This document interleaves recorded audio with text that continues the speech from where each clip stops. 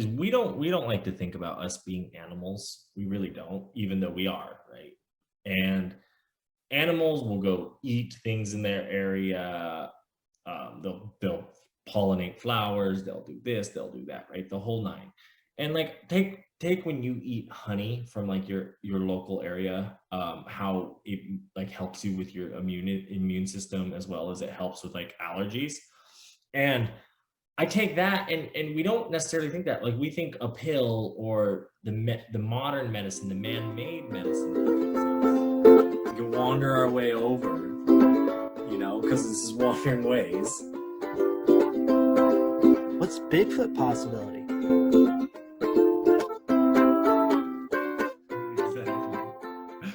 Clink. Clink.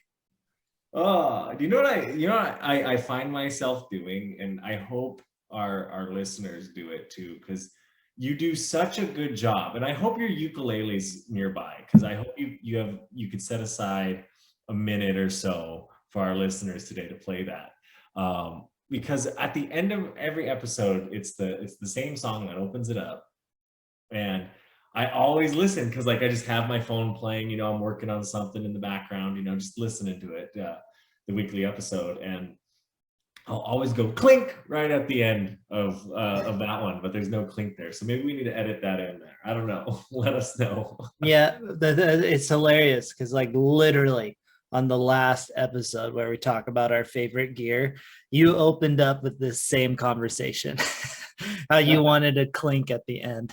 Well, I'm still protesting. Oh my gosh, did I really? Yeah, that's almost verbatim. Like you were wishing there was a clink. And I literally was saying how I didn't think anybody actually made it to that point of the episode because, the music, it's a little long there. So it takes a while to get to that end point once the ukulele kicks in. So I figure people just hear that and then they're like, all right, click off. And there's like maybe 10 seconds left.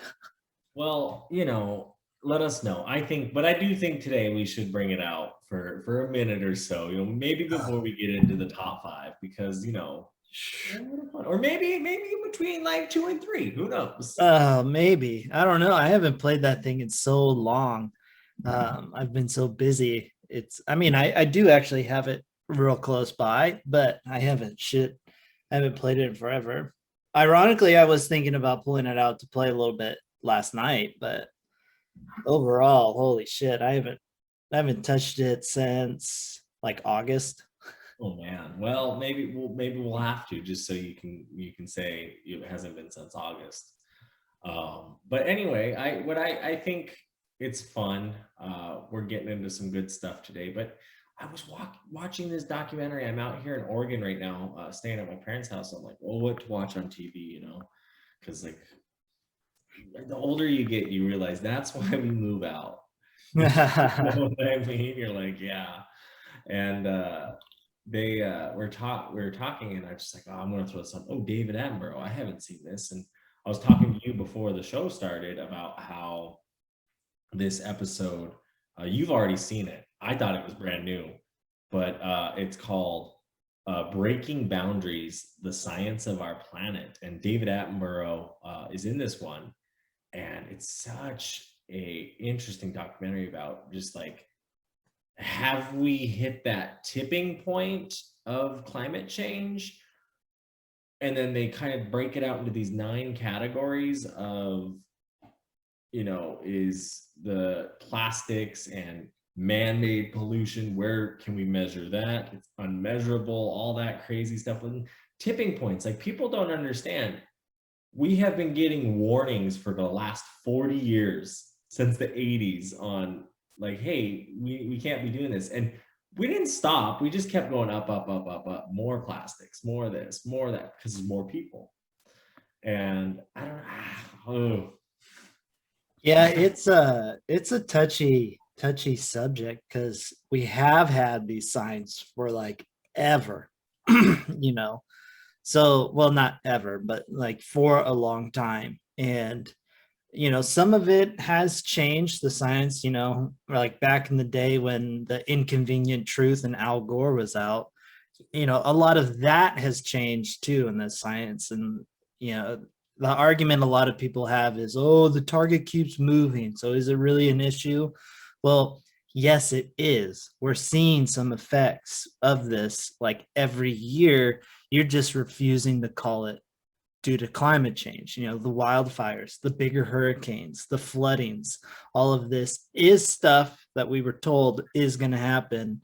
And like now people are just like, man, it's kind of getting worse. This is odd. Well, and they try and point fingers and blame other people or other parties or whatever that may be. And you're right, because like they show the carbon in the atmosphere, right? That's how we've measured forever. That's how we've just measured where we're at. And for the last 10,000 years, we have been in that 1 degree range. And it wasn't until like, I think 30 years ago, we got finally out of that range, and they've classified, the world is now classified. We're no longer in that age of the world. We're in a completely new age that is Yeah. unmeasured because we're outside that degree. And we don't necessarily know, because here we are fucking it up. 100%. I think they call that age that we were in a while ago, like the Holocene. Yes. And so that's that talk of like, you know, I always go back to my boy, who is it? Thanos and balance. You know, we were at a stage of balance at that point where we were able to stay. And now that we're out of that range of balance, you know, things are going to fall apart. And, you know, there's people out there that say, hey, the world just goes in these cycles and we're going to hit some point in time where the cycle is going to restart and we're going to hit the Holocene again. Let's go ahead and say that that is a true statement. What happened to restart the cycle? Well, there was mass extinction, you know, so all of this way of life is gone. We can use the good to get us back into the Holocene, that 1 degree of difference. We can use the technology and stuff that we have in modern society to get us back there. We don't have to just say, this is the way it is, this is the way it is. No, we can change it. But instead, we're producing more plastics, we're using more gasoline, we're using more energy, creating those carbon emissions up into those greenhouse gases. And we're just like, yeah, it is what it is. It's a cycle. And it's kind of crazy too, because when you look at what's driving it, it's greed and greed of money and wealth and that, because we know better. We know we don't want plastics, but someone's making money off of it. Me and you know, you go to the store, right? I want to buy a McDonald's drink, right? Well, Yeah. it's coming in a plastic cup with a plastic straw. Like, that's being created. And I get, like, people want to pick apart, I think, the singularity of the incidents or the events. You know, they want to pick apart, like, oh, you just don't like, you know, the straws because they're killing the turtles or doing that. And it's like, no, that's one thing of the million things that we're doing wrong. We're doing this, we're doing that, you know, and we're all at fault. Not one of us is I don't think not one. I shouldn't say that, because there are people out there that are truly living probably off the land and off the, like, in a harmonistic way with everything. And I don't know. I question it too, because I question the Native American side and how before Columbus, before first contact, these tribes were more, there wasn't war. There was no documentations of a lot of war. And I think a lot of that has to do with, you know, when people are pushing you west because they're taking the land, you're going to have those conflicts. So that little bit of brief history of Indian wars and making them savages, and then also using that in Western history to do that, you know.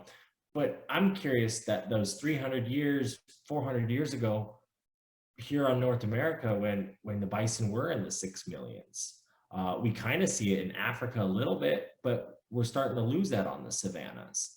And I'm interested because I saw the how we farm and take water and do all that too.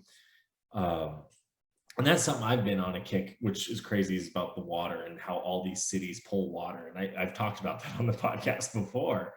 But it's true. We don't think about that. We don't think about the things we're taking out of the environment as well as putting in. Like we're taking out farmland, and the rainforests are starting to become savannas.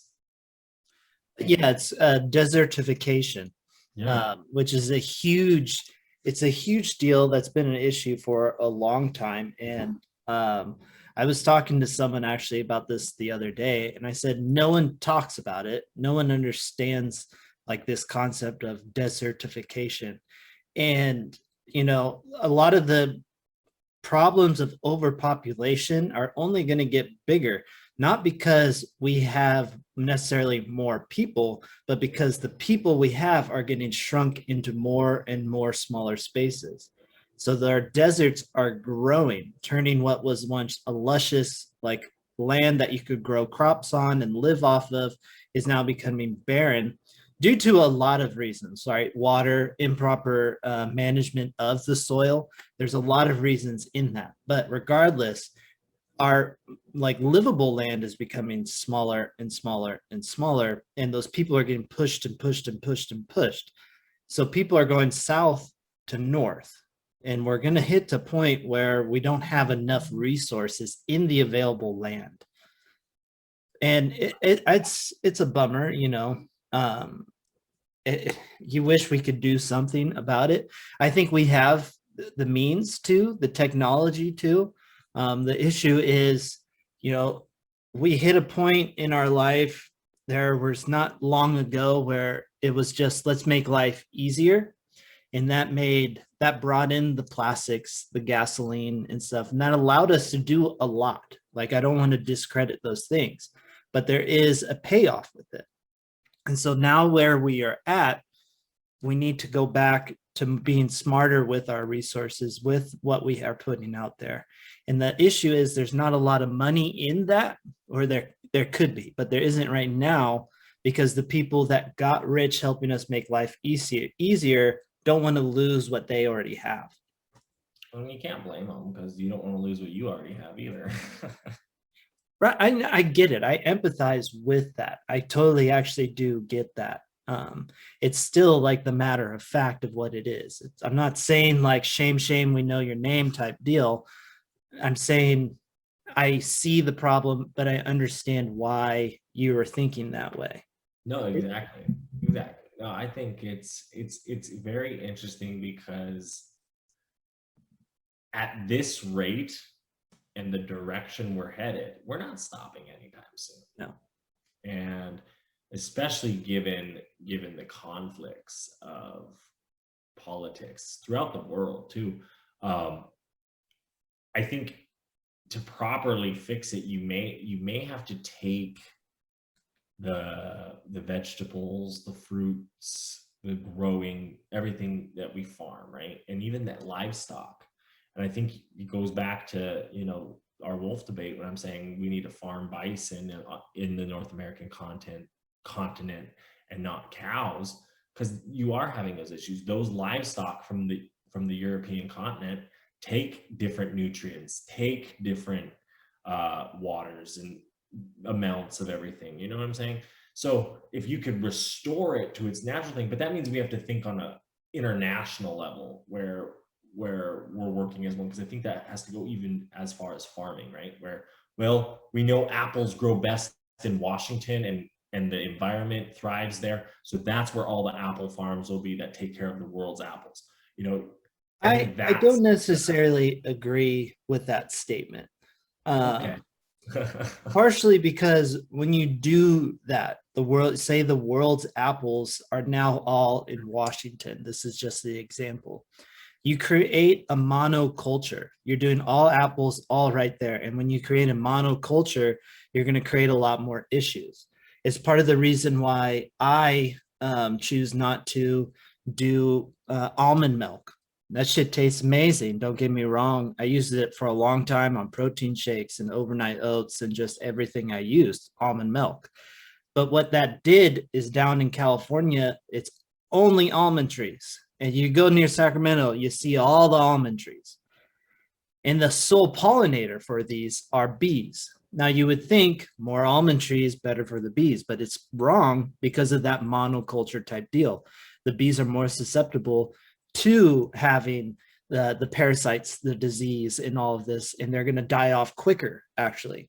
So you actually want some diversity. You want a lot of diversity. It will help us become stronger in everything we have. We'll have more nutrients available for each. Now that apple has more nutrients in it because it's getting a lot more from different things.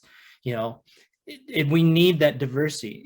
I get Bringing over the cows from Europe affect things 100%. I'm not saying you're wrong there, but we live in a world now where we need to not go back.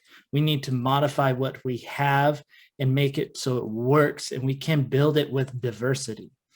I get that. I do get that, because they do talk about in this documentary the how we have moved more sediment soil than anything in like any historic event, just humans have, which is interesting to think, you know, like what we have accomplished as you know, humans on this planet. Because to me, I look at, we're destroying it personally in my mind. We are a parasite or some sort of thing moving through space.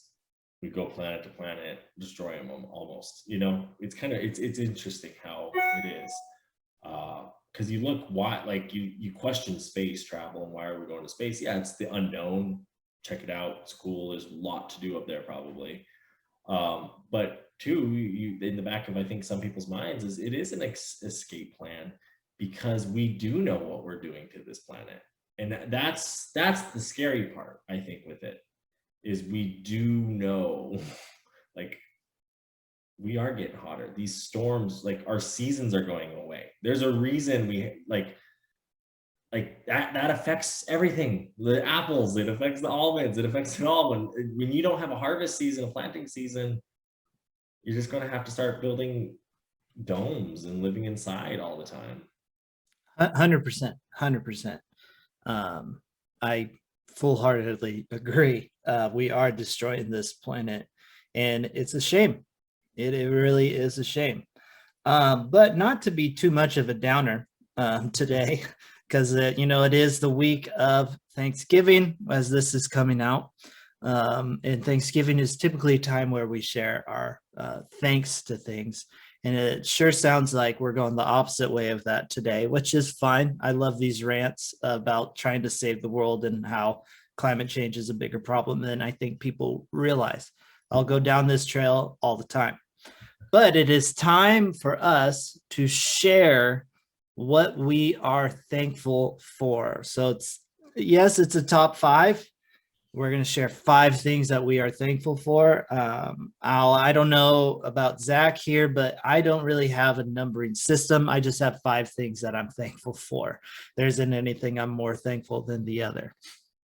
Well, I ranked mine because just like all top 5s, you know, yeah, you gotta rank them. I'm sorry. I respect it. I respect it. I couldn't do it. I see the thankful, and I don't want one thing to be more thankful than the other. When it comes to what I'm thankful for, I guess. That's fine. We can judge. Go ahead. Openly judge people, him or me. Exactly. But with that being said, I'll start off since I don't have a ranking system. So we'll save the number 1 rank thankful thing for Zach at the very end of it. So you'll hear me, then Zach, which is a little different than usual for our top 5s. But I'm going to open up. I'm going to open up with my thankful thing to go back to what we were talking about earlier. I'm thankful that there are people trying to protect the planet, trying to do their part, because they're working very hard, and they probably get very frustrated with everything that is going on. And honestly, I bet some of them feel like they're getting nowhere.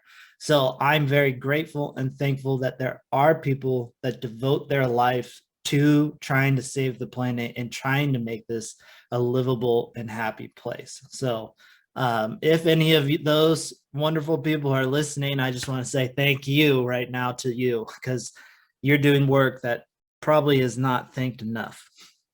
No, exactly. I exactly in that documentary, the guy, I believe he's from somewhere in the North Yeah, he's Europe. like Northern European. I want to say Norway, Sweden, or Switzerland, maybe. yeah, somewhere. It's Northern European. That's all I Yeah. really know. And Denmark, maybe. I don't know. he wakes up saying he's angry and that we should be furious. And you're right though, in a sense, because you get mad at someone if they go and kill somebody, right? And you're up in arms, you'll protest, you'll burn down buildings, all that, right? We've seen it over the course of history.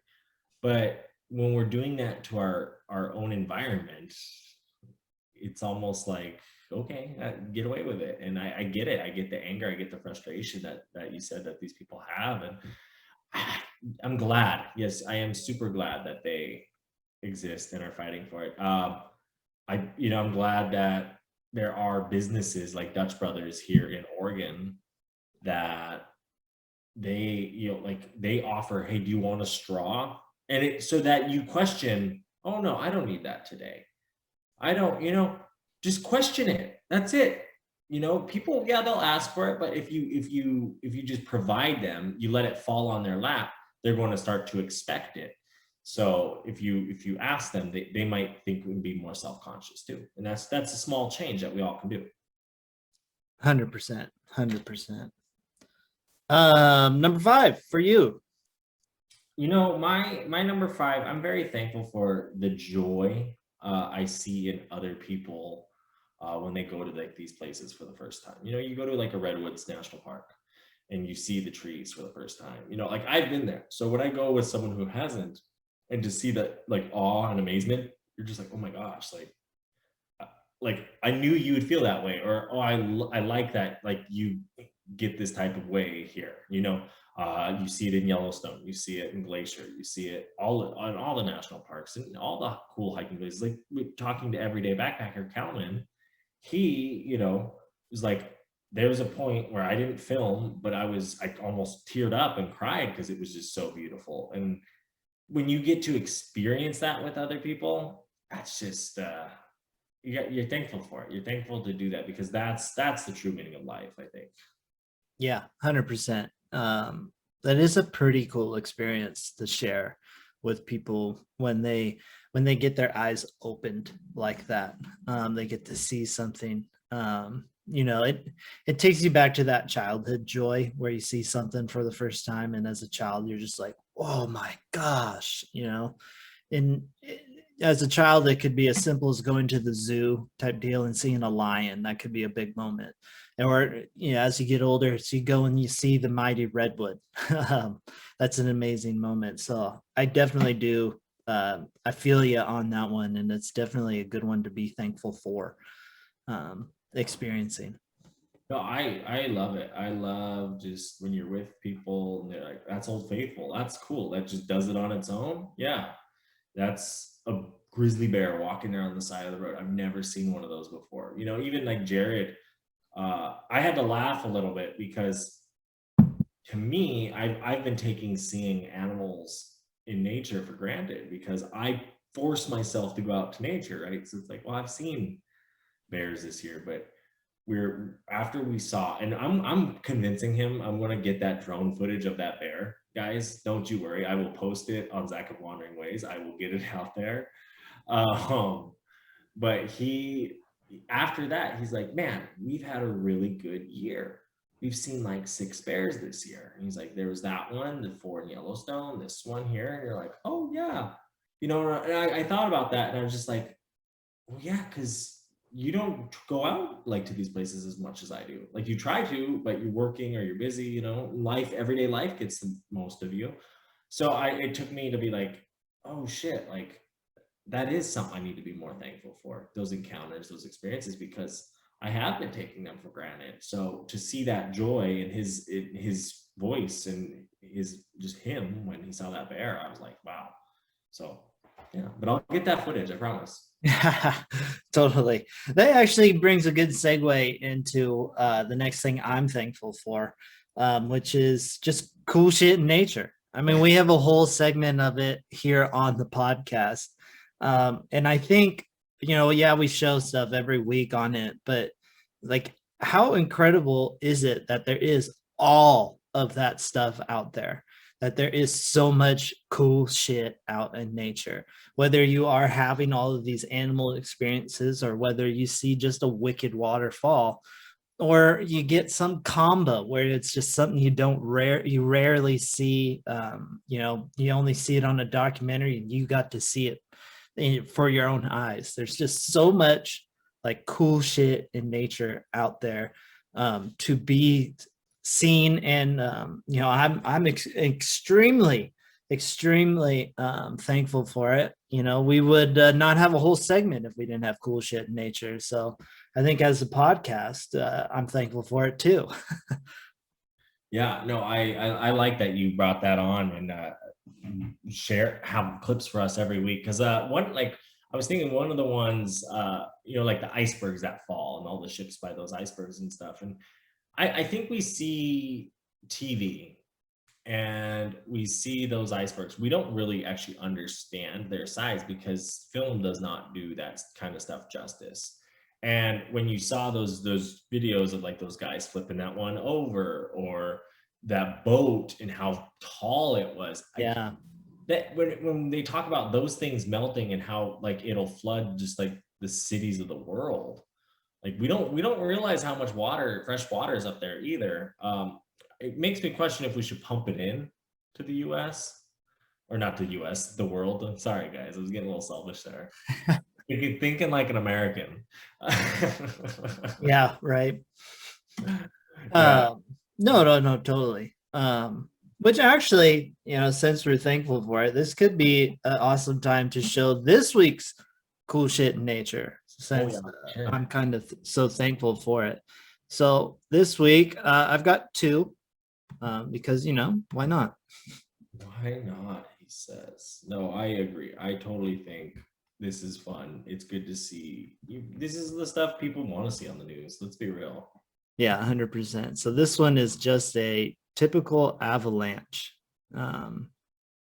which is really, it's a big avalanche. So if you've never actually like seen one, you hear about them, but it's actually really incredible to see just how powerful they can be, like this one here in the video we got. It's nuts.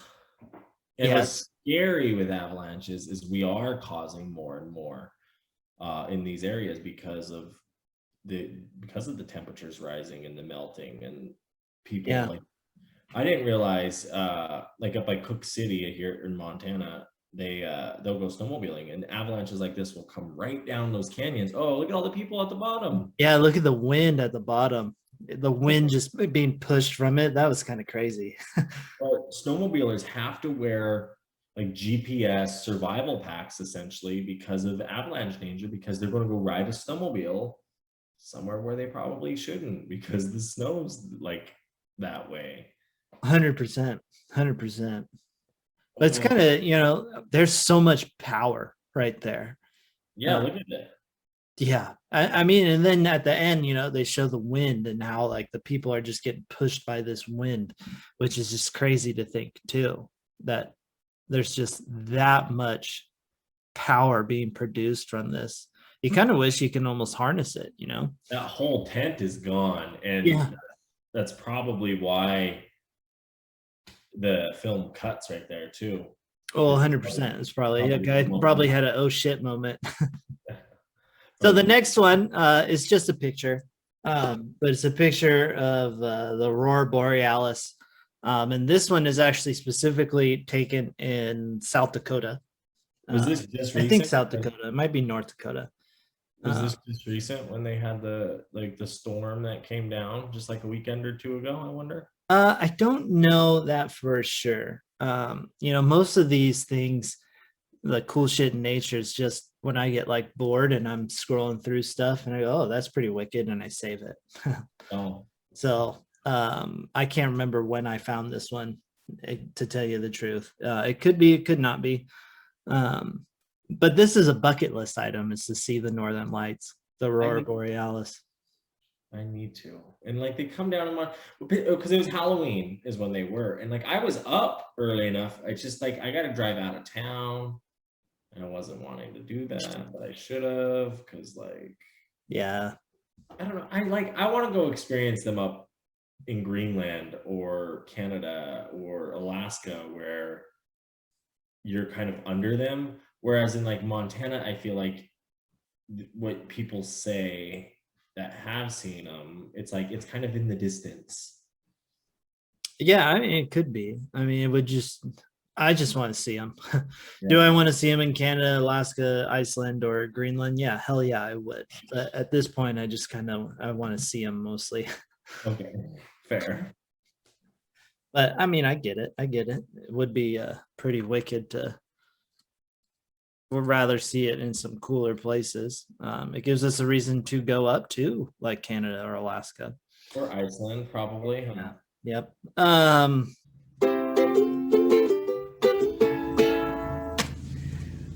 Thank you, Wanderers, for checking us out.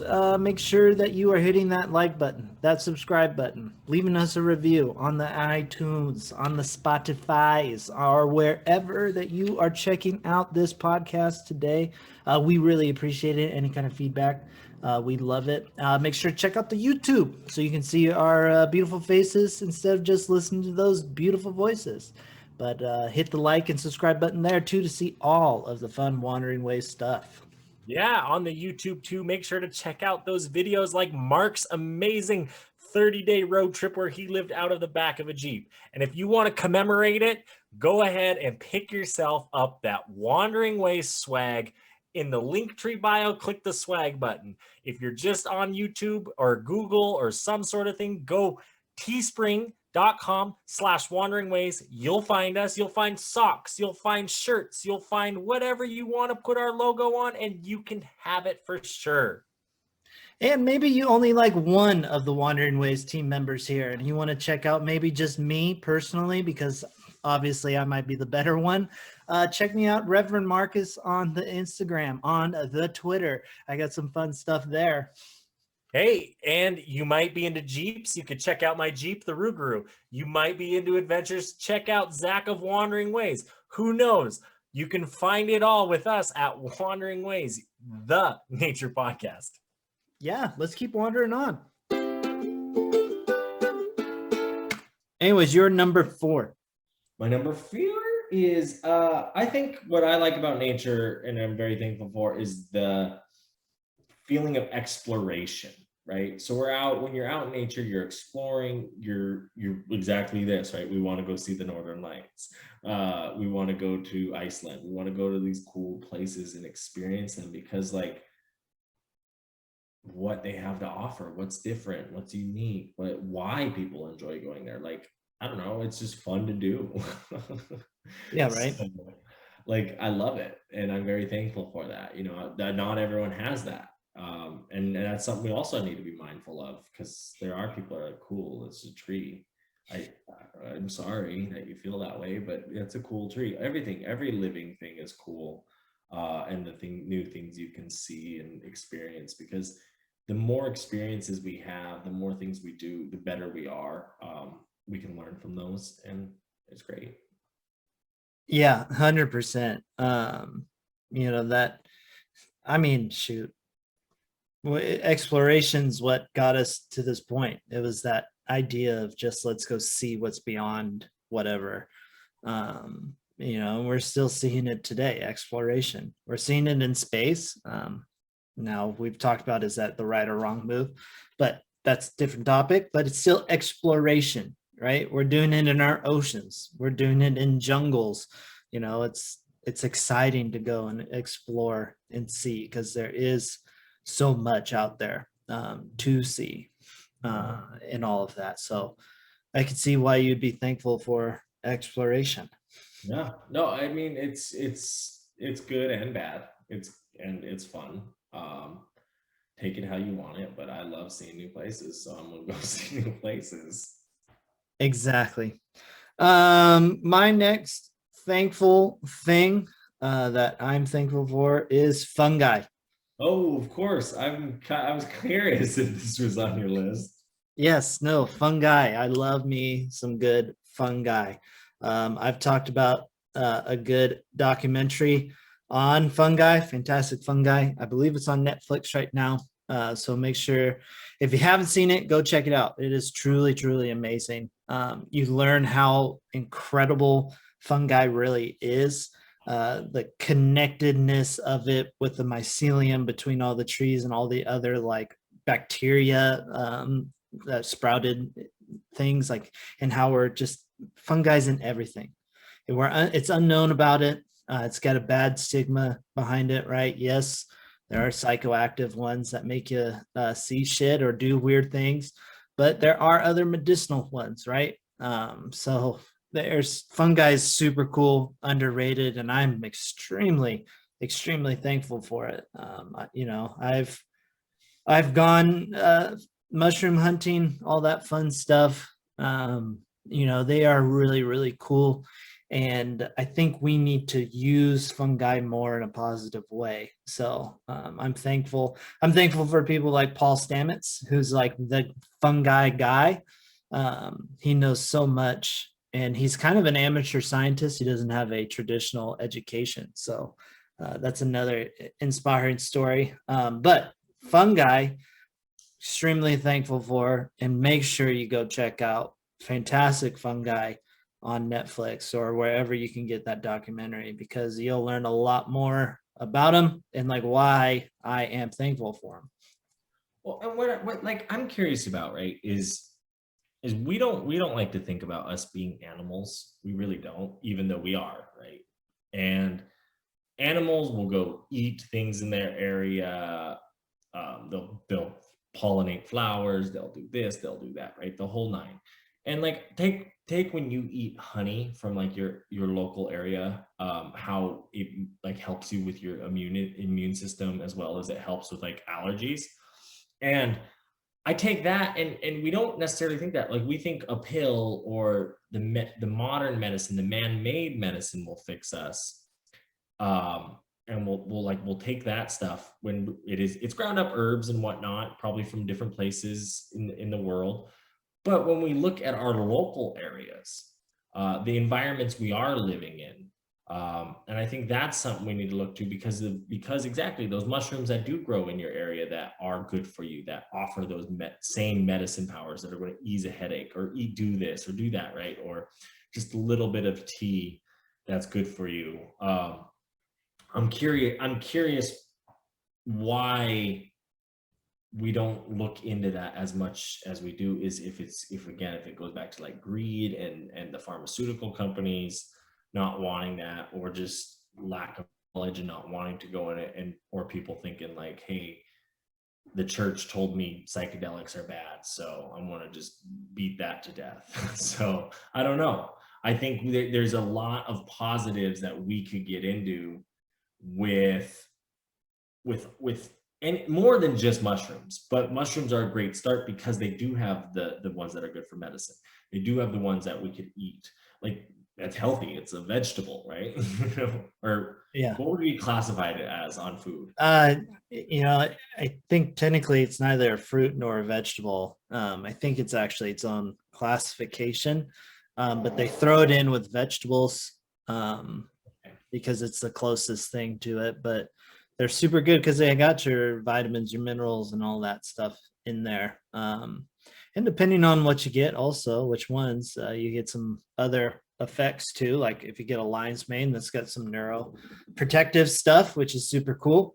So it kind of varies. But yeah, no, fungi super cool. We underutilize them. They have a stigma. We should be better. But the one thing that with fungi that I also, Tyler was telling me about, because he's like, I gotta get into trees, man. I gotta just read this book on trees. But that's how trees communicate with one another too, is growing that stuff. So add that to the layer or level or whatever the heck you want to call it. Because I'm like, wait a second.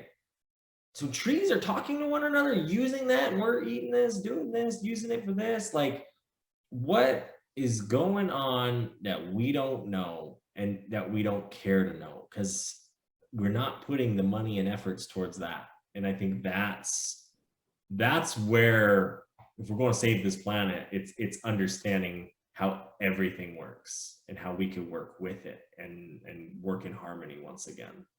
It That's sounds just- like you, Zach, need to watch Fantastic Fungi as well. Right. But anyways, we're gonna keep chugging on with what we are thankful for. So your number 3. Mountains. I feel you. Like, think about it. Like, flat land is great, but when you get a mountain, Yeah. they look even better. I don't know. They're tall. They're cool. Climbing them are fun. Dicking around in them are fun. You can go. Typically you get the snow. You get all that, right? So I love the mountains. Maybe that's because I'm from the mountains. You know, even Albuquerque, New Mexico. I was born down there. There's the Sandia Mountains right there in town. Rocky Mountains are pretty great. The Cascade Mountains are pretty good. Like Mount Hood over here in Oregon, like, the point, you know what I mean? No, you're right. Mountains, I mean, shit, they got views. And if you like views, mountains are pretty legit. Well, like going up on the Beartooths, like seeing the Neowise Comet with my bare eye. Like I could just oh, there it is. Oh, point my camera there. Okay, let's set the camera settings. Holy heck, that is cool. That is beautiful. Like when you're up on top of them and you're there's no one around you for miles. It's when you're looking at like mountain goats just sitting up on top of a mountain, or bighorn sheep, or just these creatures that live at these high altitudes, like, what the heck, this is neat, this is cool. I don't know, mountains are just great. I feel it. Mountains are, I mean, I like mountains. I've talked about how much I've liked mountains before. So anyways, next thing I'm thankful for on this thankful journey is I'm thankful for national parks. Ooh, good one. Yeah. National parks, pretty sweet. Thankful for old Teddy Roosevelt thinking that we should set some land aside, to preserve it as much as we can, and 2, so that way we as people can enjoy some of the natural beauties of this world and not have to pay $25 for an entrance fee, right? I mean, technically we do, and that money does go to the parks, right? But it's different kind of, the intent of it was anybody and everybody can come and see these kind of spectacular areas of the world, and there's ones internationally too, but in the United States especially, I'm so thankful that we have these and we can go check these out, because there's some pretty slick stuff in these places, whether it's Crater Lake, whether it's the Redwoods, whether it's the Yellowstone, Old Faithful, Glacier, Rocky Mountain National Park, Badlands, all of those places, and many, many, many, many more. I'm thankful I've been able to go to a lot of them. Thankful that I got to go to a new one this year in Hawaii. So see a volcano that didn't have lava when I was there and now has lava. But that's part of the gig. But again, I'm just extremely, extremely thankful that we have these national parks, that we can go and see them. We can share them with people, and I hope they stick around for the long run. I agree, because we had people try and get rid of some. I like to add to that the national monuments. Oh, yes. The national battlefields and the other national parks, places that aren't necessarily parks that they run, the lake shores, because they're leaving those places the way they should be. The BLM lands, the state parks, state lands, state national forests, all that, because they are set there to be there, to stay there. The one thing is, I wish we would just set more aside. Yeah. especially where I want to say in our like Oklahoma, Kansas, Nebraska, those areas, because I'm worried another dust bowl will happen. And that's not good. It's not Yeah. necessarily good. 100%. 100%. My number two. Right? Yeah. Wildlife. Woo-hoo. Very thankful for wildlife. And all animals, right? Like I'll go out here to my parents' farm and see the chickens, right? And you see the things, the little joys they have in their lives. The like go to Yellowstone Park, I was talking to my dad, and we were I have this picture of these bison, and it's on my social medias. They're walking in a line headed up the mountain in the snow, and there's this girl bison. She got in line, and then she realized, oh shit, this isn't the line I'm supposed to be in, and starts booking it towards us in the car, and then runs around the car and catches up to like the group she was supposed to be with. And you could see the interaction with her head and the way they bob their heads to talk and kind of communicate non-verbally with one another. And like, oh guys, I did not mean to do that. You know what I mean? So Yeah. just the fact that, we look at buffalo, we try to eliminate the buffalo on this continent, and to almost treat them like they're no better than us or we're better than them.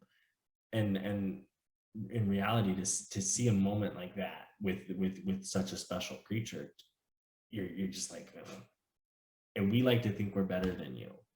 I like the Native American way of living too, where we took what was enough. We had mass killings of bison where we would run them off cliffs, but that would be for the season. They would dry the meat out into jerkies and meats and proteins that we could have all season long and feed the families and build the houses. But there was also still 6 million estimate. I was 6 or 600 million bison on this continent at one point. I don't know the number. I have to relook it up. It's been a minute since I've done my research on the bison. Could be 60. I know there's a 6. Oh man, no, it's good. I like wildlife because, like, even the bears, coming across these bears and seeing them, and if you've ever spooked an animal, especially a wild animal, when like they don't think they know you're there, and you don't think they know they're there, and you have those interactions, those are fun moments. Or those moments when you can just sit there and watch them do that thing. Like I saw a fox hunt voles and mice under the snow. That was to be able to sit there for like an hour and just watch him do that from a safe distance. You just gotta be thankful for that, because the wildlife can teach us many things. 100%. Extremely unthanked our wildlife.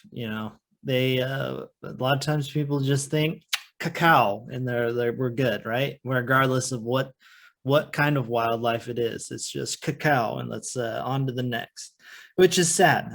We need them, and they're cool. They're super cool. So I could see why one would be thankful for wildlife.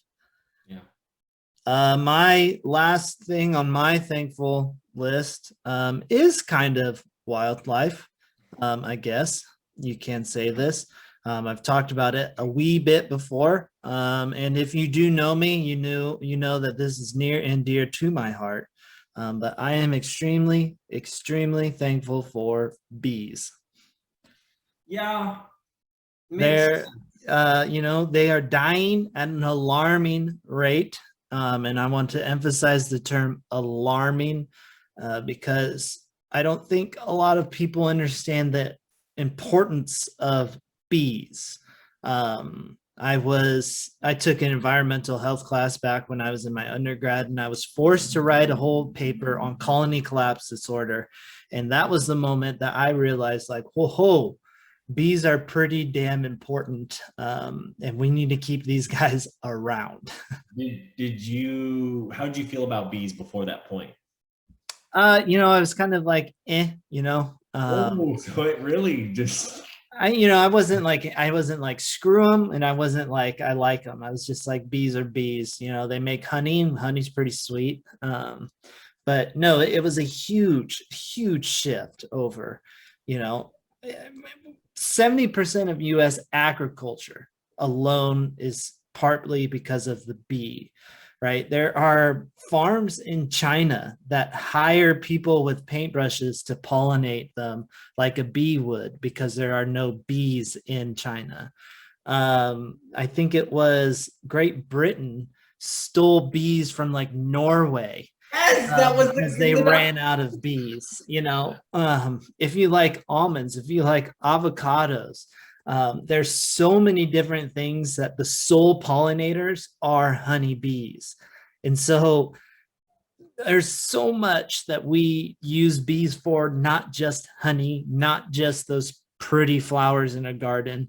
Like there are a lot of things that bees are used for, and they definitely do not get enough credit, partially because of those dickheads of wasps and yellow jackets that don't pollinate, but bees get thrown into the same category, and everyone's like, well, smash it, smash it, smash it, because they sting me. But no, if it's a honeybee, save that little guy's life. If it's a yellow jacket or wasps, go ahead. It's bad PR for the bees. we have. We've saved a few bees in our day. I don't Yeah. know if you have with me. There was one down in we were in Monument Valley.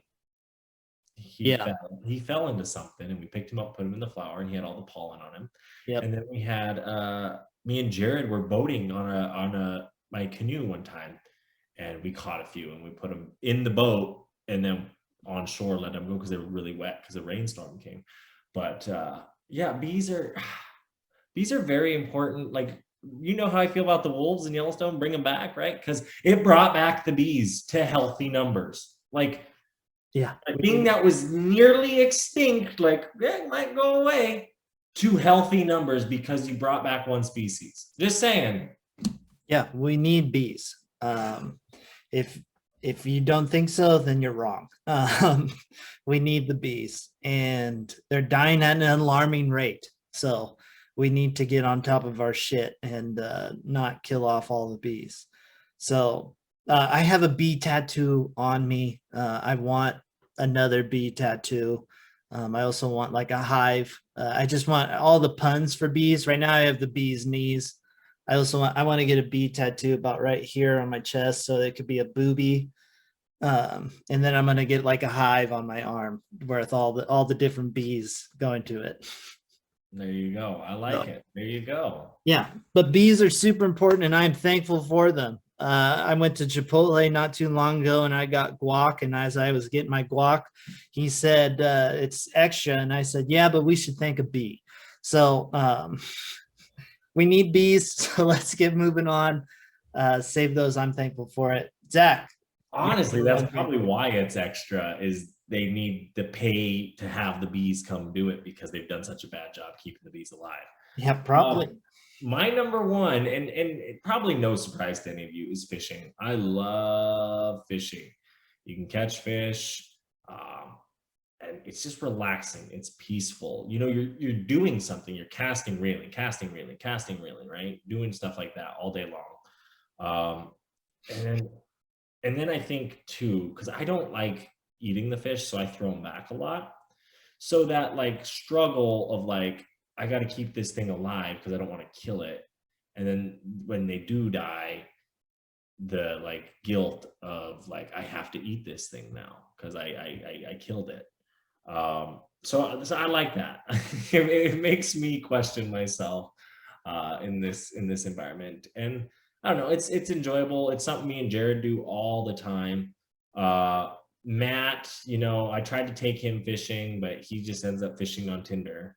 So, you know what I mean? Like, this guy, I love it. It's peaceful. It takes you to so many places. I've been on so many bodies of water.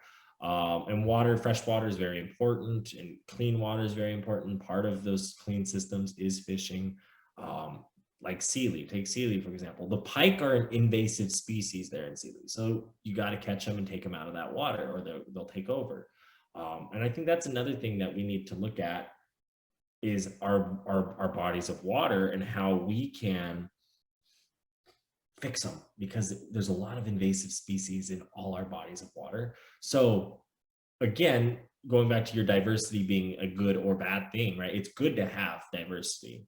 I'm curious, is this is something that we need to reverse or change, right? Do we need to say, okay, yes, we can keep these native and non-native species together in these climates, right? Take the mongoose kind of things that we saw in Hawaii. You know, those are non-native. Those pheasant birds as well weren't native. But are they serving a purpose that is good for them there in that environment there? Because I think there are some of those in places, and animals and plants, and it comes back to fishing, and I love fishing, so. I dig it. Dig it.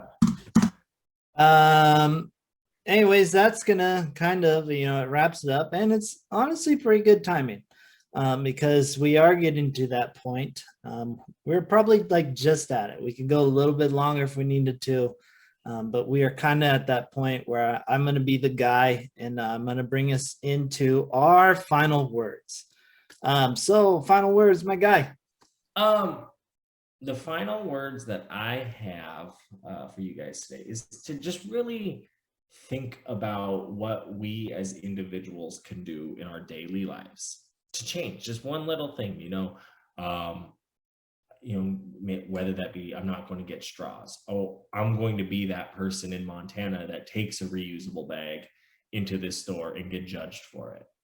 Because you do that here in Oregon, you're not judged, but you go to some of those Midwestern states, they judge you. And it's like, why? Like, just because I don't want a plastic bag, I'm bringing my own bag. I'm going to reuse it. There's no point to have millions of bags when you can just have one. And I think that's that laziness. And again, that stuff falling onto our laps that we've become accustomed to. Maybe it is denying the straw at a restaurant, or just taking, one or two napkins at a time and not just the whole stack because I'm going to go throw them away. The little things that we can control, that if everyone did it or enough people did it, that there would be differences made. So what is that little thing you can do? And that's what I'm going to leave us on this week. I dig it. Reverence, final words of wisdom. Since it is the thankful week, I'm just going to come out and say, like I always do, I am extremely thankful for all of our wanderers. Each of you guys listening each and every week, I'm extremely thankful. We wouldn't be able to do it without you guys. So again, thank you guys so much. You guys are amazing and wonderful. I want to keep that rolling. Just go out there and think something. Be grateful. Write down 3 things you're thankful for today after listening to this. It's good to practice gratitude. There's a lot of cool studies on gratitude and what it does to your brain. So go ahead, check that stuff out. I don't think you'll hate it if you're thankful for things and are grateful for different things. So, that being said, everybody, peace out. Bye.